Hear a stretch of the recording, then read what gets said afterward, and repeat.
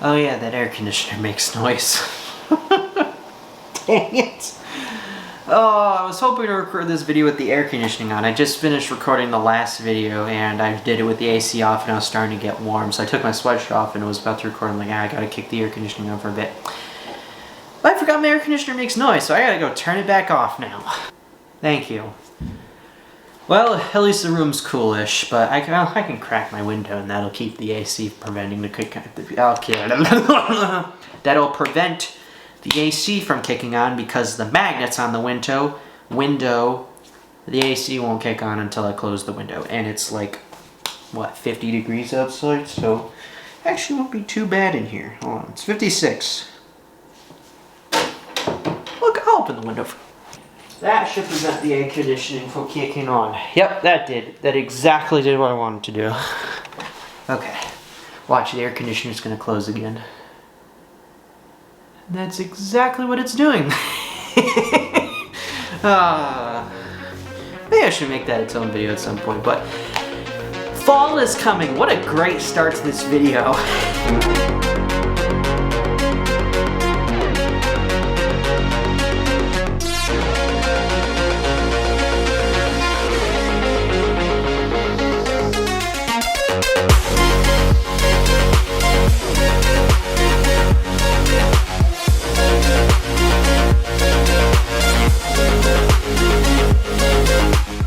Fall is coming, and in some areas it's actually starting to get pretty cold outside. In fact, it is 54 degrees outside right now. I didn't realize this until I just looked at my phone.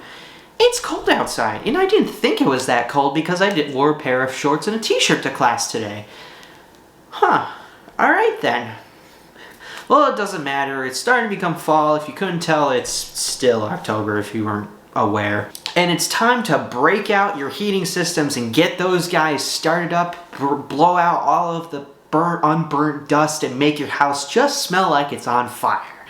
Isn't that just lovely? It's usually what happens when you turn on your furnace for the first time in, what, usually 6-7 months if you're that kind of person. Or if you live in a more warmer climate, you really don't have to turn your furnace on for another month. And then usually you only have to run your furnace maybe 4 months out of the 12. Maybe like 5 out of the 12 months of the year. And for us who live in the northern part, you have to run your furnace maybe 6 or 7 months out of the year. It sucks because I actually love the summer and I don't like the winter. But anyways, you've seen the video of my very high efficiency Linux heating and air conditioning system. It's wonderful, but you haven't seen the other kinds of heating systems, and I will talk about the heat pump system in another video because I think that's very interesting.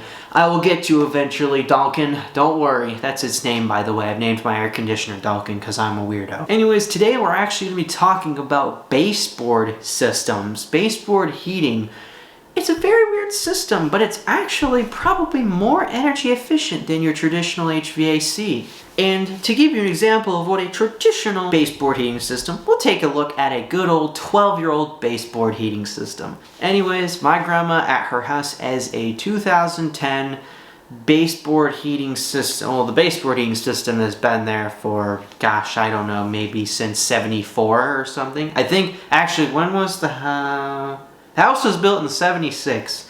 So the baseboard heating has been there since at least 76, but it's been updated and more modernized because before it was the traditional shove a bunch of coal into the fire and makes the water warm go through the house and makes it warm. Ooh, that kind of thing. That's how it was back in the 90s and 80s as that house has ran.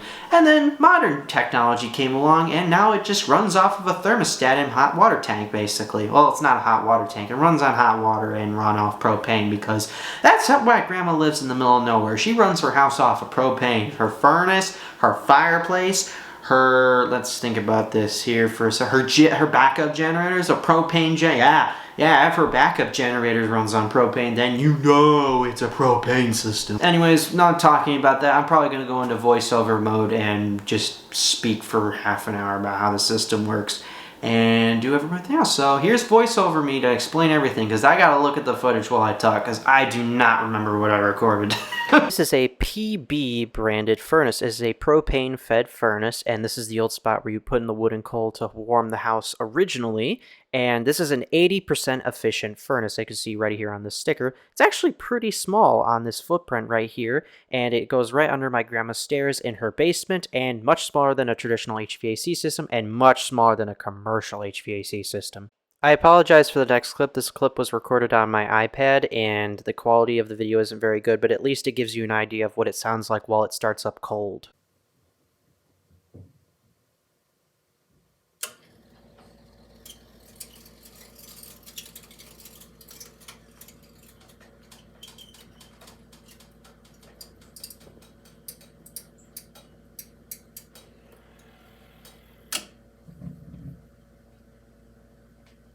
The first step of this starting up is the damper opening to let fresh oxygen into the furnace.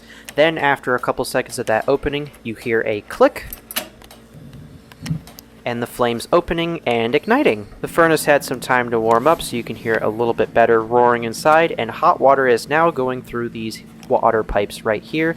Some of it gets stored in this tank and then moves on to a bunch of valves and sensors that I'll now have to explain. Okay, so there is a lot going on here, so let me break it down real quick for you.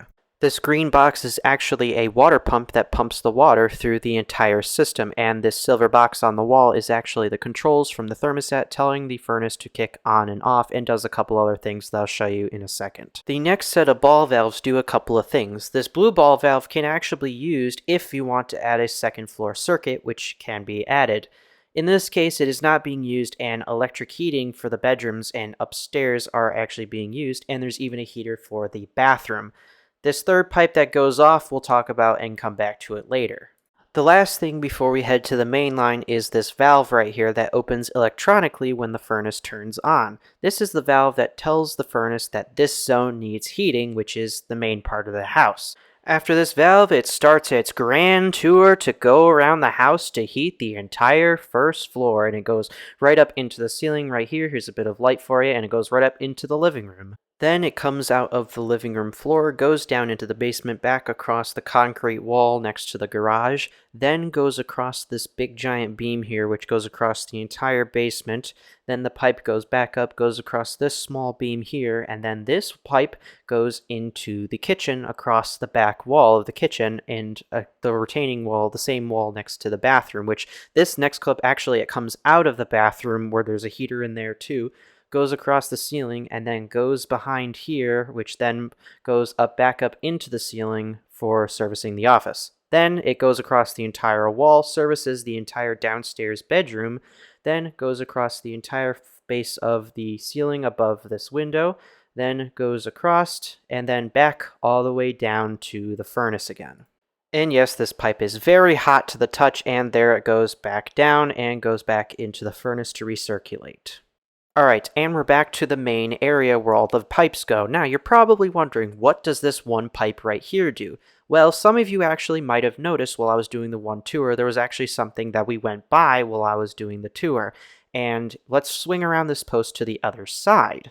If you look on the right side, the pipe is going up above the beam and coming down to this valve here, which is on a bunch of wires. This valve actually goes down and comes back and goes across this beam here. As you can see, there's the valve, and this pipe goes all the way across the entire basement. It is not a very long pipe. It's not as long as the main line, but it goes all the way across down here.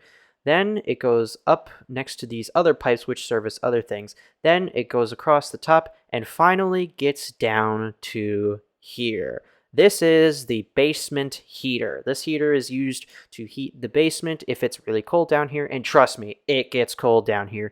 Some of you might notice this and recognize it as a basement heater, or maybe even a garage heater if you're really picky, if you've noticed some of these in people's garages. People use these to keep their garages warm in the winter. Well, in this case, it keeps the basement warm in the winter. If we're ever downstairs playing ping pong or pool, we keep the basement at a nice warm 65 degrees. And that is the entire system wrote down. I hope you guys enjoyed this video. If you like, do subscribe, like and comment, and share. I really enjoyed talking about this system, so I guess I'll catch you guys in the next one. So peace and high five.